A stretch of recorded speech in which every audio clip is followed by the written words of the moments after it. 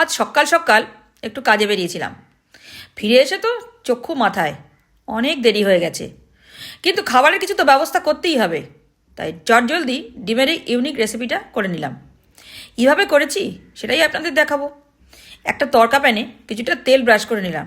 আপনাদের কাছে যদি তড়কা প্যান না থাকে তাহলে সেক্ষেত্রে ডাব্বু হাতাতেও চলবে। একটা ডিম ভেঙে সরাসরি তড়কা প্যানে দেবো। ওপর থেকে কিছু মশলা দেব। প্রথমে কালো নুন, তারপর গোলমরিচের গুঁড়ো, তারপর ঝাল লঙ্কার গুঁড়ো, কয়েকটা লঙ্কার কুচি। এভাবে পোস্টটা তৈরি করব। এবার তড়কা প্যানটা সরাসরি গ্যাসের গনগনে আগুনে বসাবো। ধীরে ধীরে কেমন শক্ত হয়ে আসছে দেখুন। এবার খুব সহজেই উঠে আসবে। কি সুন্দর উঠে এলো। এইভাবে সব পোচগুলোই বানিয়ে নেব। বানানোর পর কত সুন্দর লাগছে এবার দেখুন। কড়াইতে সর্ষের তেল গরম করতে দেব। ফোড়নে দেব গোটা জিরে, গরম মশলা। ফোড়ন ভাজা হলে এক এক করে পেঁয়াজ বাটা, আদা রসুন বাটা দিয়ে খুব ভালো করে কষাবো।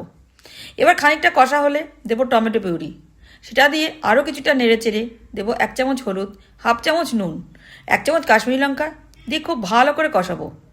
ততক্ষণই ভালো করে কষাতে হবে যতক্ষণ না কাঁচা গন্ধ চলে যায়। কষাতে কষাতে যখন এরকম তেল ছেড়ে ছেড়ে আসবে তখন বুঝবেন হয়ে গেছে। আর একটু জল দেব, ঝোল ফুটতে দেব। ঝোলটা ফুটে গেলে ওপর থেকে ডিমের পোচগুলো সাজিয়ে দেবো। এবার বেশ কিছুটা ফুটে গেলে ঢাকা দিয়ে গ্যাস বন্ধ করে স্ট্যান্ডিং টাইমে রাখবো।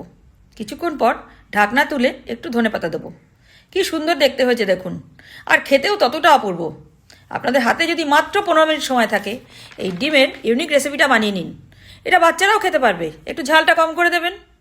ভিডিওটা যদি ভালো লাগে একটা লাইক দিয়ে দেবেন।